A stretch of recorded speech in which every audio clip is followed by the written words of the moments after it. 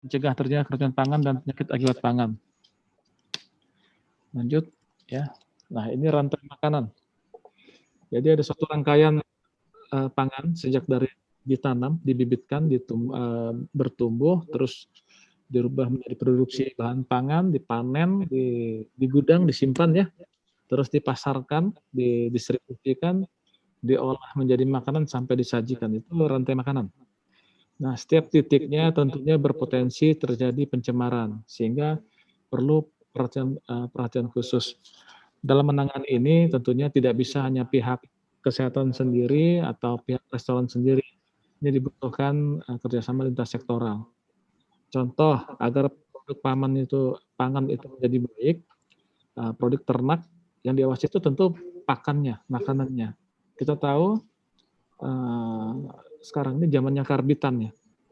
Ayam dengan 3 bulan sudah siap dipotong. Jadi pangannya tentu pangan kimia. Nah, hal seperti ini sebenarnya sangat berpengaruh terhadap kesehatan manusia. Nah, jadi pastikan pakan-pakannya itu sudah sesuai dengan standar, tidak mengandung bahan-bahan berbahaya yang tentunya dapat berpengaruh terhadap kesehatan manusia ketika dikonsumsi.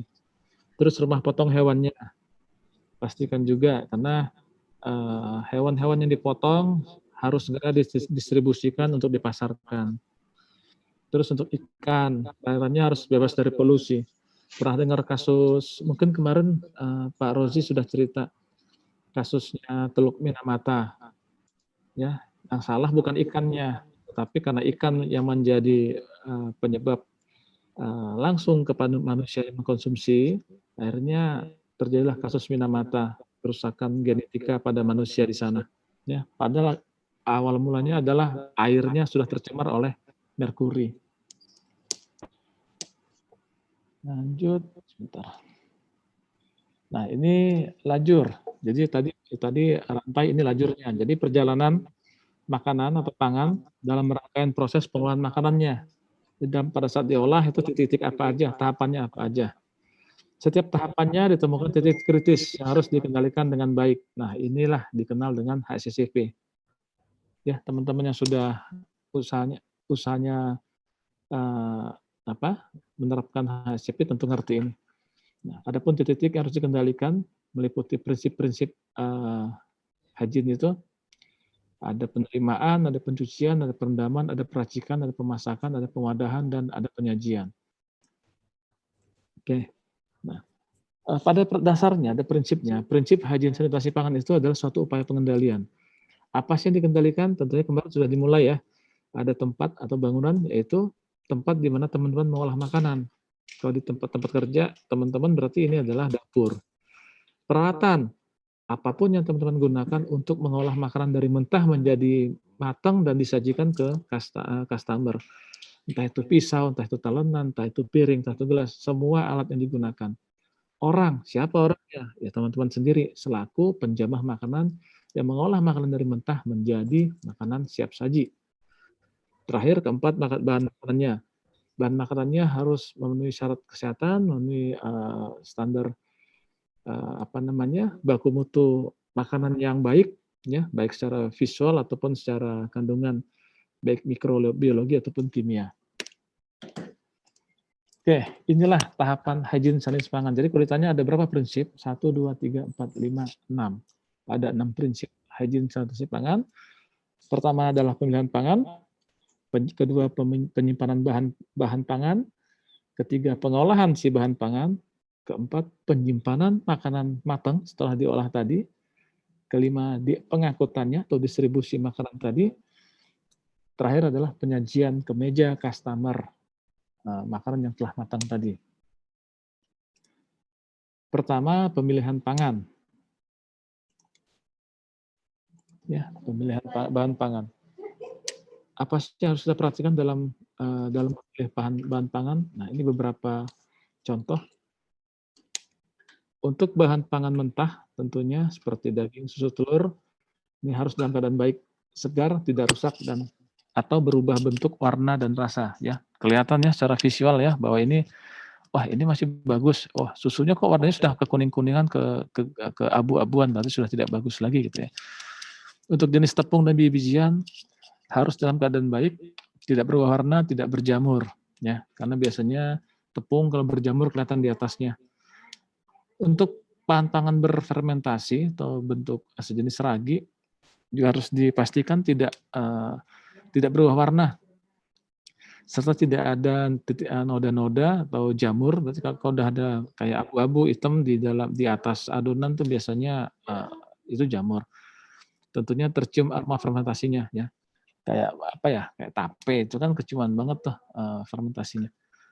Nah, untuk bahan pangan olahan ini pastikan untuk olahan kemasan itu labelnya ada, merek dan labelnya ada, ya.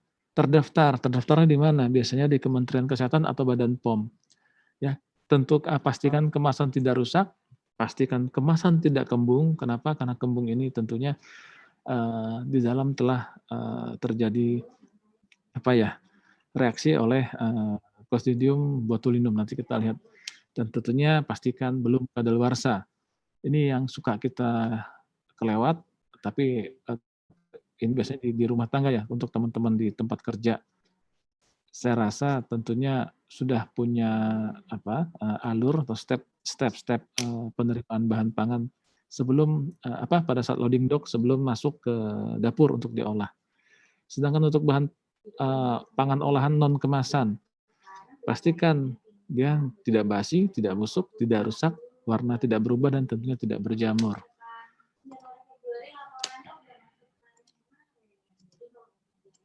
Nah, ini beberapa contoh ya, teman-teman.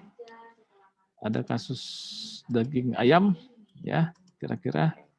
Nah, pastikan jika dagingnya pucat kebiru-biruan, mencolok warna kuningnya, karena biasa dikasih pewarna ini, dan kaku, tidak elastis, jangan dibeli. Ya, berarti ini sudah diawetkan. Ya, sedangkan untuk broiler itu harusnya montok, putih, jenggernya juga kecil, ukurannya sedang. Untuk ayam ras itu pastikan dia agak keras, jenggernya juga besar, ukurannya besar. Jadi gimana ya, seger gitulah kelihatannya ya. Untuk ayam kampung tentunya, ayam kampung itu kan terkenal ya dagingnya lebih keras sedikit, lebih sekal gitu ya. Terus kuningnya juga bukan kuning pewarna. Terus pastikan kakinya juga masih normal ya. Kaki ayam kampung itu kan agak kehitaman dibanding ayam ras atau boiler. Ini untuk telur ya. Pastikan kulitnya bersih, kuat, tidak pecah dan retak. Nah, ini saya punya pengalaman sedikit saya sharing ya. Waktu kecil saya suka disuruh beli ibu saya untuk beli telur agar dapat banyak dengan harga yang sama, suruh beli telur yang retak. Ternyata ibu saya salah. Ya, telur retak itu sangat berbahaya karena telur potensi risikonya adalah salmonella. Ya. Permukaan kulitnya harus kering. Jika dikocok tidak berbunyi. Jika berbunyi biasanya telurnya sudah busuk, ada anak ayam di dalamnya. Ya, jika diteropong juga harus tembus cahaya. Jika tidak tembus cahaya berarti sudah mulai jadi anak ayam tuh telur, sudah busuk. Terus ini untuk daging sapi ya harus nampak mengkilap, merahnya itu segar gitulah, bukan pucat ya atau normal ya, karena biasanya daging celeng sama daging sapi itu beda. Daging celeng itu lebih merahnya kalau nggak salah kemarin saya baca tuh lebih ketuaan dikit gitu ya. Terus seratnya lebih kasar dibanding daging sapi katanya. Tentunya tidak tercium bau busuk atau bau asam gitu. Tentunya dia masih kenyal. Nah, seratnya halus ya, karena kalau seratnya kasar biasanya dan warnanya agak beda itu dikhawatirkan dia daging celeng katanya. Biasanya penyimpanan diusahakan di bawah 5 derajat untuk lebih awet. Ini untuk daging juga ya. Kalau daging kerbau lebih tua, warnanya merah tua. Seratnya memang agak kasar, lemaknya warna kuning dan lembut. Tidak busuk, tidak tercium bau busuk, sama elastis dan kenyal, temperaturnya juga disimpan di bawah, kalau bisa di bawah 5 derajat Celcius. Kenapa di bawah 5 derajat Celcius? Karena teman-teman tahu ya, berapa sih danger zone itu ya? Antara 5 sampai 60 atau sampai 68 atau 65 gitu ya. Ini daging kambing. Daging kambing biasanya lebih merahnya lebih muda sedikit, agak merah jambu, seratnya juga lebih halus ya dibanding. Tapi kalau dibanding daging sapi memang dia kayaknya lebih halus sedikit ya, lebih padat gitu ya. Lemah putih, lemaknya putih dan juga sedikit keras. baunya aroma khusus kalau daging kambing ini ya, apa bahasa Jawa ya, bau perengus gitu ya. Terus dia harus kenyal, sama untuk daging di bawah 5 derajat Celcius. Terus ini ikan, ya pastikan kulitnya cerah, ya. Sisipnya tidak rontok. Kalau kita pegang dia rontok, khawatirnya sudah mulai busuk. Terus matanya jernih, bulat. Jadi matanya nggak abu-abu gitu loh, nggak kehitam-hitaman. Terus dagingnya masih elastis, tentunya kita pegang nggak kaku. Kalau dikaku, takutnya sudah diformalin, insang segar dan tidak bau, tidak berlendir, taruh di air dia akan tenggelam. Pak, dia kan pakai es batu, Pak. Gimana pakai formalin? Ya, jadi ternyata manusia itu lebih pintar mengakali teknologi gitu ya. Jika untuk ikan-ikan laut dalam itu kan biasanya perginya lama tuh ya. Memang yang dia bawa adalah es batu, tetapi es batunya dibuat dari air yang dicampur dengan formalin. Begitu es batunya cair, tinggal airnya, ya airnya kan rendam si ikan. Makanya kadang-kadang sering kita temukan ikan-ikan, atau pengalaman saya mengambil sampel ya di restoran Jepang itu, beberapa kali saya temukan ikan salmon itu ternyata mengandung formalin. Ya, jadi ternyata seperti itulah cara kerjanya dalam mengawetkan makanan untuk ikan-ikan di laut dalam yang mungkin perginya tuh nggak bisa dalam waktu 1 minggu pulang, mungkin 2-3 minggu baru pulang merapat ke dermaga ya, seperti itu pengawetannya. Untuk kerang, ya pastikan cangkang itu tidak pecah, tidak ada bau amisnya, jangan sampai terbuka karena kalau sudah terbuka otomatis dia udah nggak segar lagi. Suara saya kedengaran teman-teman? Pak Sukadi? Jelas kedengaran Pak. Jelas ya? Jelas Pak. Oke, Jelas Pak, kita jelas. lanjut ya. Jika tidak jelas tolong diingetin Pak Sukadi ya.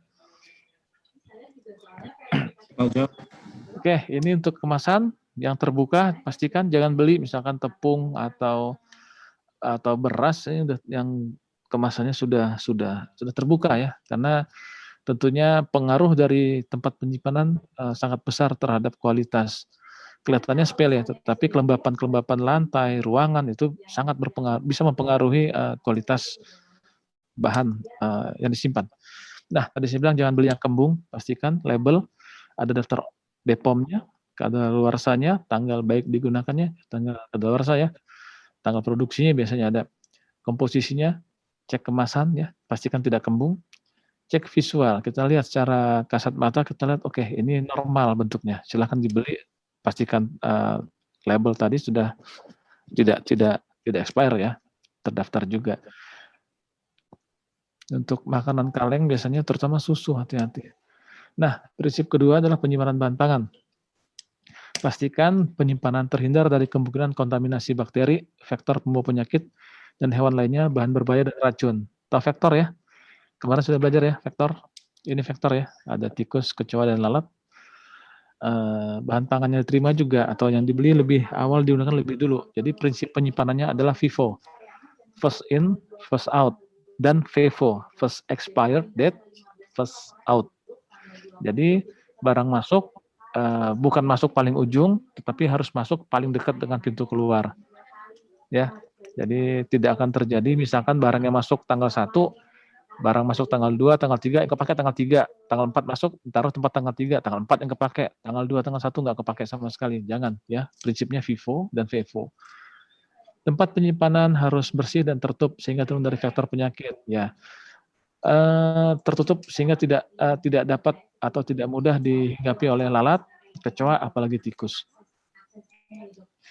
Nah, untuk lebih aman diletakkan untuk bahan-bahan seperti beras atau apapun ya, galon aqua atau tepung, pastikan menggunakan palet ya. Palet fungsinya adalah menghindari atau memberi jarak antara lantai dan bahan makanan sehingga kelembaban dari kelembaban dari lantai dan dinding tidak mempengaruhi atau membuat kualitas bahan pangan yang taruh di atasnya ini menjadi jelek ya. Karena kelihatan sepele, ternyata lembab dinding suhu ruangan itu bisa merusak bahan makanan. Yang tepung menjadi sedikit lembab, yang beras juga sedikit lembab sehingga mudah jamuran. Oke, Prinsip ketiga adalah pengolahan pangan. Nah, saat ini tadi sudah sudah dipastikan pemilihannya, kemudian kita olah. Pengolahannya harus baik dan sehat. Ya, pastikan tempat pengolahannya atau dapur ya, meliputi pencahayaan, ventilasi, lantai, juga kebersihan dan bebas dari vektor. Vektor tentunya lalat, kecoa, dan tikus yang umumnya ada di dapur. Kenapa? Biasanya lalat, kecoa, dan tikus itu bisa masuk. Pertama, tempat pengolahan atau dapur kita ini tidak ada upaya mencegah mereka masuk. Pakai apa, Pak, mencegahnya? Pertama, mencegahnya tentunya gunakan penutup berupa pintu. Pak, pintunya suka keluar masuk. Biasanya sih kami sarankan untuk dilapis menggunakan rubber curtain atau menggunakan pintu kasa. Ingat, jika menggunakan pintu kasa lapis kedua, pastikan pintunya diberikan door closer. Jadi teman-teman tidak akan susah jika keluar masuk sedang membawa makanan atau membawa bahan makanan, begitu bisa buka nggak bisa nutup. Nah, itu fungsinya door closer. Jadi teman-teman cukup dorong, dia akan nutup sendiri. Ya, itu juga fungsinya untuk mempermudah door closer. Peralatan juga harus terapangan, ya, tidak berbahaya bagi kesehatan, bersih, tidak rusak, tidak retak ya, gompel gitu ya. Terus talenan dari bahan selain kayu. Kayu itu sebenarnya tidak lagi di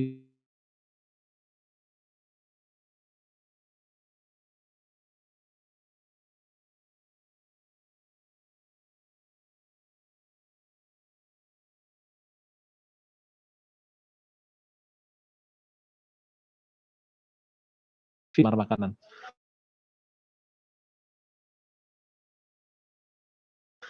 Sebelum dipotong harus cuci. Cucinya tidak boleh dicelup atau direndam, tapi dengan air mengalir. Ya. Bahan pangan prosesnya lebih ketat dibanding yang memang harus matang sempurna. Jika setengah matang, pastikan bahan pangan tadi setelah dipilih, tentukan bahan pangannya tidak kotor. Sehingga pada saat diolah setengah matang, dia tidak menimbulkan efek bagi kesehatan. Teman-teman juga harus berbahan sehat pengolah makanan. Ya, ada namanya carrier. Kemarin sudah belajar personal hygiene ya, personal perseorangan ya sudah ya. Jadi ada yang namanya carrier, pembawa. Jadi dia tidak sakit, segar bugar seperti biasa orang normal, tetapi ternyata dalam tubuhnya angka kumannya sangat tinggi. Ini pernah terjadi di salah satu restoran waktu saya lakukan uji sampel untuk pengajuan lek sehat itu. Orangnya segar bugar, begitu kita periksa ternyata dia angka kumannya sangat tinggi, melebihi ambang batas. Bagaimana cara mengobatinya? Itu sebenarnya sangat simpel, sangat sederhana. Jadi itu karena bukan sakit, hanya dikasih antibiotik sama dokter. Saya lupa antibiotiknya apa. Jika teman-teman di rectal swab ternyata angka kumannya tinggi, segera bawa hasil labnya ke dokter, ke rumah sakit, lapor kondisinya seperti ini, nanti dikasih antibiotik. Seminggu kemudian dikasih obat untuk minum antibiotik ya, kasih antibiotik kurang lebih 5 hari ya. Setelah itu teman-teman direktal ulang biasanya sudah normal angka kumannya. Dikhawatirkan jika kuman sangat tinggi, teman-teman kurang bersih tangan setelah dari kamar kecil, BAB, BAK, akhirnya kuman yang di tangan akan nempel ke makanan yang teman-teman olah. Apalagi makanannya adalah makanan setengah matang atau makanan mentah kayak salad gitu ya. Itu sangat-sangat resiko. Ini peralatannya. Gunakan yang plastik, biasanya teman-teman sudah ngerti ya, bahwa talenan itu sesuai warna, hijau untuk sayuran, coklat untuk buah kalau nggak salah ya. Daging warna merah gitu ya, itu teman-teman lebih pinter tuh. Harus terbuat dari bahan yang sesuai ya, tidak lagi disarankan menggunakan yang kayu, karena tadi potongan kayu akan masuk ke bahan makanan. Tentunya harus kuat dan tahan terhadap karat. Ya, makanya digunakannya stainless atau plastik. Tapi plastik juga jangan sampai udah lukanya minta ampun ya, udah bergaris-garis, udah hitam gitu ya, masih dipakai juga jangan ya, karena hitam itu berarti ada yang tertinggal di sana. Bisa jadi kuman ada di sana ya. Jadi kalau sudah tidak layak secara visual segera ganti. Oke, ini alat masak tidak boleh melepaskan zat beracun ketika terkena air panas ketika dicuci. Saya ingat waktu kecil saya suka lihat nenek saya, cuci, sendok. Dulu kan masih pakai sabun sabun colek dan sabun batangan gitu ya, tahun-tahun 80-an-nya. Begitu dia rendam itu di dalam bak, itu akan ada keluar warna ungu di sekitaran si sendok. Saya senang dulu lihatnya. Begitu saya sekolah ternyata itu adalah racun, ya. Racun, ternyata bahan bahan sendok itu biasanya dari tembaga. Hati-hati ya. Untuk restoran-restoran, menu Thailand biasanya masih suka menggunakan tembaga, hati-hati. Karena biasanya sabun akan bereaksi, ke apa, ke si sendok, akibatnya, mengeluarkan zat beracun tadi. Ini beberapa jenis logam beratnya, racunnya. Ada tembaga, ada kadmium, ada seng, zinkum ya, ada timah hitam, ada antimon, ada arsen. Ini efek yang ditimbulkan dengan gejala-gejala kerusakan pada hati, ginjal, tulang, ya, otak, lumpuh, saraf, sehingga hingga tingkat kematian. Oke, ini juga ya. Nah, gunakan alat-alat yang memang tidak berukir. Kenapa? Jika berukir, tentunya sisa-sisa makanan akan tinggal di ukiran. Jika pada saat dicuci kurang bersih atau masih tertinggal, tentunya bakteri akan sangat cepat berkembang biak di sana. Oke, kita lanjut. Nah, untuk bahan-bahan peralatan yang kecil-kecil silahkan beri label, ya, bedakan warnanya sesuai dengan jenis bahan yang akan digunakan, ya, dan pastikan dia bersih. Dan setelah dicuci tentunya harus dilindungi dari kontaminasi silang. Misalkan jangan dilap, nanti di pencucian peralatan ada kita pelajari. Oke, pastikan juga wadahnya food grade, terus tidak mengandung racun, non toksik ya, bersih, hanya untuk pangan. Pastikan itu ada kode-kodenya itu ya, ada kode jasa kita lihat di bagian bawah dari wadah plastik itu ada tanda circle, segitiga circle itu, panah itu di tengahnya ada angka. Pastikan itu untuk menggunakan sebentar, apa ya, tadi kodenya itu 2 itu tapi tidak bisa. Kalau 1 itu kalau nggak salah di botol minuman mineral. Pastikan dia tidak diisi ulang, karena nggak boleh. Ya, terus kalau 1, 2 itu bisa, tapi kalau nggak salah ada batas tahan panasnya. Jangan gunakan styrofoam ya. Styrofoam itu begitu kena panas, apa namanya, komponen karsinogen, penyebab kanker ya, karsinogen itu akan keluar dan masuk ke makanan kita bercampur. Demikian juga dengan kantong plastik kresek yang berwarna, hati-hati. Kena panas dia akan lebur, larut ke dalam makanan kita yang panas tadi. Prinsip keempat, penyimpanan pangan. Pangan yang sudah siap saji tentunya harus dipastikan tidak tercemar oleh debu. Bagaimana caranya? Ya harus tertutup. Tidak dapat dijangkau tikus, serangga, atau binatang lainnya, lalat, gitu ya. Nah, gimana caranya? Pastikan kebersihan dapur kita. Seperti saya bilang tadi, untuk pintu dikasih pelapis, baik itu rubber curtain ataupun pintu kasa, pintu dengan door closer-nya. Pastikan kebersihan dapur, tidak ada sampah tercecer. Setelah pengolahan, bersihkan menggunakan desinfektan untuk tentunya sesuai ya, lantai untuk lantai, ya dapur untuk dapur. Ya. Terus yang sudah matang jangan sampai kontak dengan tangan kita. Gunakan alat, ya ada tong servis segala macamnya sebutannya, ada tong gitu ya, tong penjepit segala macam itu. Ya, gunakan sendok. Pak, saya mah kebal gitu ya. Tetap ini bukan atraksi, ini adalah konsumsi masyarakat ya, konsumsi pelanggan kita. Prinsip kelima, pengangkutan pangan. Di sini pengangkutan ini tentunya sangat berperan dalam upaya mencegah pencemaran. Pastikan kendaraan yang digunakan itu bukan kendaraan untuk sehari-hari kita, itu juga buat usaha, itu juga buat buat jalan-jalan gitu ya, buat piknik gitu ya. Ini terutama buat teman-teman catering ya. Kalau untuk restoran biasanya sudah punya kendaraan khusus. Untuk teman-teman catering, usahakan harus memiliki, kendaraan khusus. Biasanya teman-teman saya lihat tuh suka pakai sejenis yang di bawah inilah, Grand Max tapi blind gitu ya, yang buta itu dibikin bak atau gimana. Nah, tapi harus diingat, kendaraan juga harus dibersihin. Jangan dipakai aja dibersihinnya enggak. Bersihnya bagaimana? Benar-benar dibersihin. Setelah dicuci pakai air, tentunya airnya mengandung, desinfektan, ya. Bukan karbol ya, jangan nanti karbol malah makanannya bau karbol, tapi desinfektan yang memang untuk, yang aman buat makanan. Maksudnya bukan aman buat makanan, tidak menimbulkan kalau karbol kan terlalu bau ya, baunya tajam, itu sangat-sangat itu.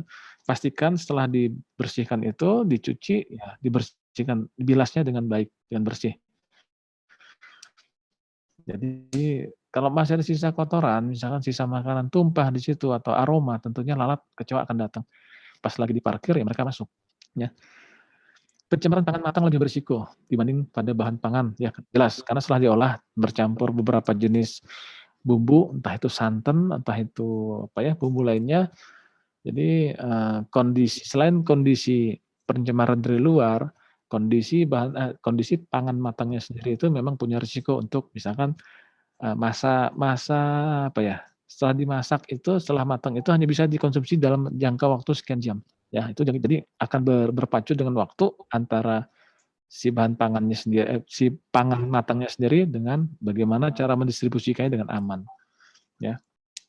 Jadi pengendaliannya diperhatikan pada pangan matangnya, ya, sangat berisiko. Proses pengangkutan banyak pihak terkait mulai persiapan. Nah nih, jadi untuk ngangkut itu nggak hanya sekedar angkut, tentunya banyak aspek yang terlibat di dalamnya. Mulai dari persiapan, yang making harus, benar-benar di-packing, terus tempat, pada saat making wadah pangannya itu bagaimana ya, sesuai dengan, tera pangan tadi, terus yang making-nya, terus suhu makanannya. Jangan makanan yang harus harus disajikan dalam keadaan panas dibiarkan dingin, tentunya, beresiko. Terus kendaraan pengangkut yang saya bilang tadi, jangan untuk kendaraan, kerja juga, bisnis, tapi juga untuk jalan-jalan piknik keluarga, jangan ya, harus kendaraan khusus. Untuk teman-teman catering tentunya ini sangat-sangat berpengaruh pada saat mengajukan lek sehat. Nah, ini ada poin penilaian sehingga, eee, hasil penilaian itu menentukan grading-nya teman-teman, ya.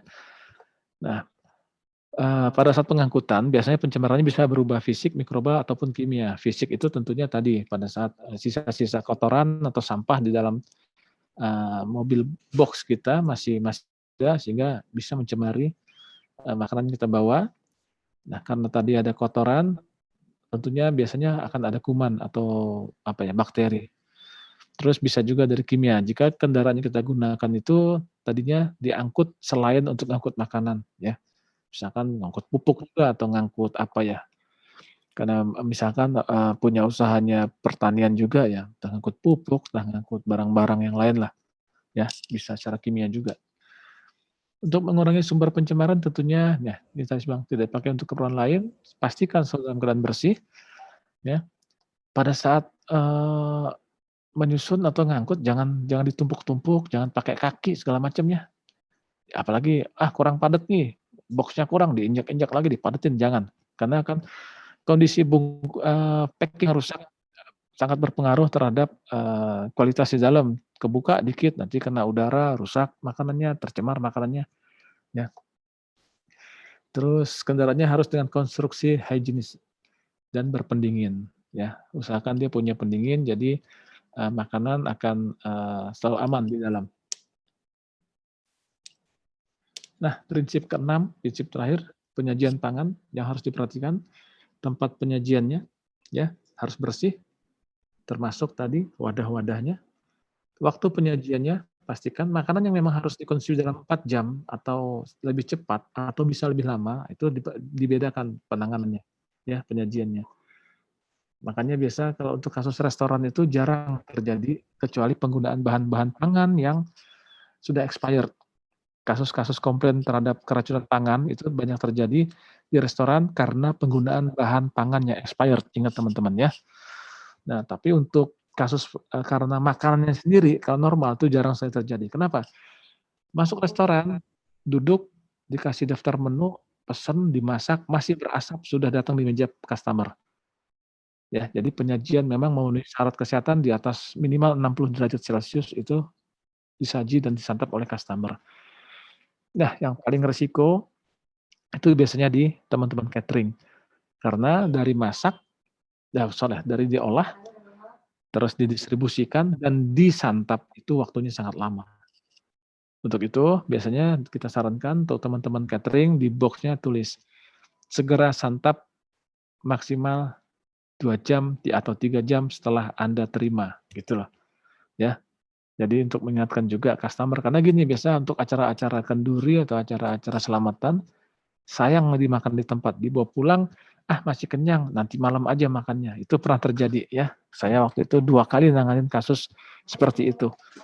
Usut punya usut ternyata dimakannya habis maghrib, habis sholat maghrib, acara kenduriannya tadi pagi jam 11, nasinya diterima jam 1, jam 12 ya, dimakannya habis maghrib.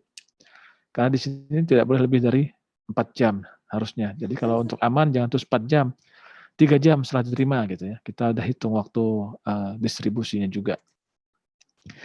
Terus untuk disajikan display penyajiannya juga ya, lemari display atau etalasenya harus tertutup. Tertutup sehingga tidak masuk lalat, kecoa, atau tikus ya. Sebenarnya saya punya bahan yang materinya itu ada video menggambarkan bagaimana tikus masuk ke dalam itu ya, yang sempat jadi heboh di Jakarta Pusat beberapa waktu lalu. Ada juga foto-foto ada kecoa, kebetulan juga saya lakukan pengambilan sampel kecoa dengan tenangnya datang dan berjalan di atas meja yang saya duduki, meja saya dan ada, berjalan di piring dan gelas, salah satu restoran mewah di DKI Jakarta ini ya. Jadi kelihatannya sepele, teman-teman semakin tinggi dan semakin besar nama restonya, apalagi kelasnya kelas mewah, wah hati-hati. Karena customer-nya bukan customer kalangan bawah tentunya ya, dan biasanya jauh-jauh lebih kritis. Kalau orang-orang kalangan bawah biasanya prinsipnya, "Alah, makanan jatuh juga, alah belum 5 menit," gitu ya, nggak apa-apa gitu. Tapi kalau kalangan atas, hal yang seperti itu kacau, ya bahaya sekali. Pastikan juga sirkulasi udaranya harus cukup di dalam, karena jika ditaruh makanan ternyata dia tidak ada sirkulasi udara, akhirnya cepat basi, cepat rusak. Tentunya terlindung dari jamahan orang ya, nggak gampang untuk pegang-pegang orang, ambil-ambil sembarangan tuh harus pastikan tidak seperti itu. Tentunya juga harus bebas dari, kalau tertutup bebas dari serangga dan tikus. Nah, ini ada beberapa tips langkah praktis menjaga keamanan pangan. Ya, pastikan danger zone diperhatikan ya, teman-teman pasti paham ini semua, ada standar di restoran tentunya saya tahu karena saya beberapa kali, survei ke restoran juga ini selalu ditekankan, kadang-kadang ada kartu kendalinya segala macam ya. Terus kedua, ini tidak boleh sebentar.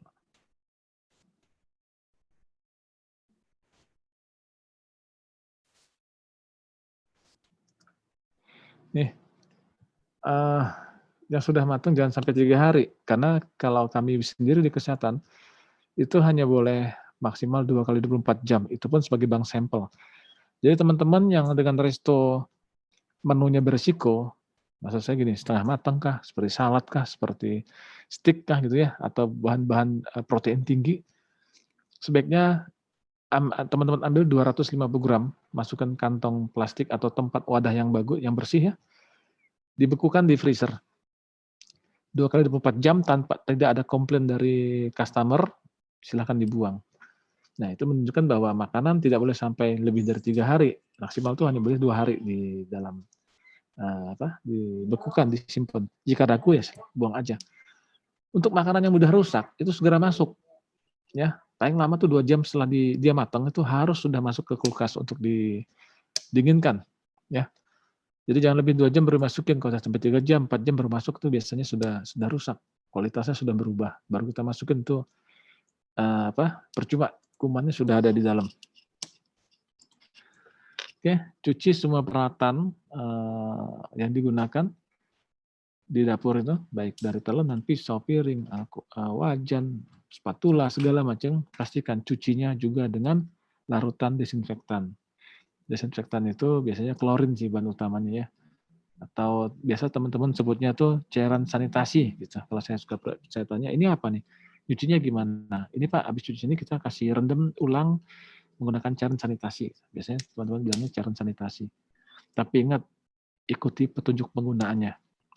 Yang berlebihan tentunya akan tidak baik juga jika terkonsumsi atau sendok kita masih karena tadi direndam atau dicuci terakhir pakai bahan desinfektan, masuk ke apa pada saat dimakan, digunakan ikut termakan, itu tentunya juga biasanya suka bikin orang diare. Ya. Karena bahan dasarnya adalah klorin tadi. Oke, nih untuk sisa daging ikan, sisa daging sapi gitu ya. Jangan sampai penyimpanannya itu kontak dengan makanan lain, terutama sayur-sayuran. Makanya pada saat disurvei akan dilihat freezer atau chiller itu tidak boleh ada makanan misalkan jenis daging dengan jenis sayur dalam satu tempat di lemari pendingin biasa ya, biasa di chiller gitu, itu nggak boleh ada karena takutnya dia akan terkontaminasi silang gitu, bukan silang, maksudnya salah satunya akan mengkontaminasi bahan makanan lainnya. Ya, jadi pastikan juga dibersihkan, ya, bersihkan, gunakan talanan yang berbeda sesuai dengan warna untuk jenisnya masing-masing. Cucinya juga gunakan larutan desinfektan atau sanitizer, ya, sanitasi teman-teman banyak sanitasi. Jadi pastikan dia juga kembali steril. Kalau bisa juga nggak punya pakai cairan sanitasi, bisa pakai air panas. Kan biasa teman-teman pakai apa tuh namanya tuh? Heater ya, atau pakai steamer ya, itu bisa. Oke, ingat masak daging harus minimal 72 derajat. Nah, Pak, gimana dengan makanan steak gitu? Untuk itu perlakuannya khusus. Pastikan bahan dagingnya itu memang benar-benar baik dan proses dari distribusi sampai mau diolah itu benar-benar dia steril. Ya, itu perlakuannya khusus untuk makan-makan yang memang tadi semi matang ya, setengah matang. Nah, untuk telur hati-hati karena dia risikonya salmonella ya, pastikan. Kalau bisa sih kalau untuk kita pribadi jangan makan telur mentah, tapi kalau untuk menu-menu di restoran yang mewajibkan atau mengharuskan menggunakan bahan bakunya telur mentah atau setengah matang itu pastikan telurnya aman ya, tadi fisik tidak retak segala macam, dicuci terlebih dahulu. Jika memang memungkinkan gunakan telur telah dipasteurisasi. Tahu ya pasteurisasi itu ya proses direndam, dipanasin 60 derajat 3 menit gitu ya, terus didinginkan baru masukin kulkas gitu ya. Itu pasteurisasi. Jadi telur yang sudah benar-benar kita anggap dia cukup steril untuk dikonsumsi ya. Ini juga jangan cicipi adonan kue sebelum dipanggang. Ini cukup nggak manisnya ya? Pakai tangan, nggak boleh ya. Oke, nah ini desinfektan atau sanitizer komersil yang bisa menggunakan untuk menghilangkan bakteri. Air panas juga bisa. Pada prinsipnya juga sabun cuci piring itu juga bisa ya. Kayak Mama Lime, Mama Lemon itu ya. Terus, nah ini saya pesan sedikit untuk busa dan air sabunnya itu kalau bisa teman-teman yang paham ya jam berapa dia peak season-nya masa sibuknya, masa penuh itu setelah itu diganti. Makanya bikin air sabunnya jangan terlalu banyak. Nanti setelah jam sibuknya selesai ganti dengan air sabun baru. Jadi nggak boros. Kenapa? Literatur yang saya baca, air kuman di dalam si busa yang dengan air sabun yang kita pergunakan berulang-ulang tadi. Ternyata jumlah kumannya lebih banyak daripada jumlah kuman di kloset. Tuh, saya juga sampai bingung tadinya. Kumannya kloset, saya bilang, yang benar aja gitu kan. Tapi ternyata saya baca analisanya masuk akal. Kloset itu kan ada leher angsa. Begitu ada kotoran disiram, masuk langsung ke septic tank, air itu kan nggak nyambung ke bawah, tetapi putus di lereng angsa. Jadi pada saat disiram, air di lereng angsa itu sudah berganti bersih, air yang baru. Ya saya nggak bilang dia bersih, tapi ternyata airnya baru. Sedangkan di sabun cuci piring kita, dari awal sampai terakhir, kalau kita pulangnya dari buka openingnya pagi jam 10, closingnya jam 10 malam, kebayang nggak itu air sabun? Ternyata kuman itu menumpuk dan berkembang biak di situ semuanya. Ya, jadi teman-teman yang tahu jam sibuk, setelah jam sibuk ganti. Pagi-pagi bikin jangan terlalu banyak air sabunnya. Oke, cuci peralatan sesegera mungkin setelah digunakan. Jangan dilap. Ya, ingat setelah cuci tidak boleh dilap. Kenapa? Lap yang digunakan berulang-ulang untuk mengelap. Pak, memang ini untuk khusus untuk piring kok Pak, untuk alat-alat makan tetap. Berapa banyak piring yang dilap di situ? Ya, berapa banyak piring yang dilap situ? Lap itu airnya akan kontaminasi piring yang udah bersih tadi. Terus bagaimana Pak? Tiriskan. Pak, tapi kita di jam sibuk sangat butuh banget piring Pak. Silahkan dilap pakai tisu, sekali pakai buang. Ya, jangan pakai. Ada saya temukan ngelapnya pakai kanebo. Ya, kanebo kan buat mobil, bukan buat piring makan ya. Ya, jadi ingat itu apalagi kanebo diserap airnya oleh kanebo benar cepat kering piringnya. Tapi kanebonya jadi kotor. Dilapkan lagi piring yang berikutnya, dilapkan lagi berikutnya. Artinya semuanya terkontaminasi. Oke, ingat perilaku cuci tangan pakai sabun ya, personal hygiene kemarin sudah belajar ya. Jika ada infeksi atau luka, ya kalau mungkin tetap harus kerja pakai sarung tangan, jika tidak dioper dulu lah, jadi kasir dulu kayak gitu ya. Atau jadi apalah, bagian apa gitu. Jangan mengolah makanan. Ya. Nih cuci tangan air dengan sabun dan air hangat setelah menangani daging ya dan ikan karena apa? Melunturkan lemaknya. Oke, untuk makanan towing ya teman-teman lebih paham ya. Jenis-jenisnya daging itu kadang-kadang kan harus dikeluarin dulu terus di air mengalir. Ingat towing itu bisa pakai air mengalir, bukan pakai air direndam ya. Takutnya kalau rendaman ya kumannya situ aja. Jadi pakai air mengalir sekian jam, ada yang 4, ada yang 5, ya, ada yang 7. Saya pernah tanya juga jenis-jenis dagingnya juga, jenis penyimpanan atau jenis bahan pangan yang akan diolahnya jadi apa tuh berpengaruh juga terhadap proses towingnya. Oke, setelah di towing, setelah selesai towing tuh harus segera langsung dimasak. Oke, itu materi saya Pak Sukadi untuk materi prinsip hygiene sanitasi pangan, hygiene sanitasi makanan minuman.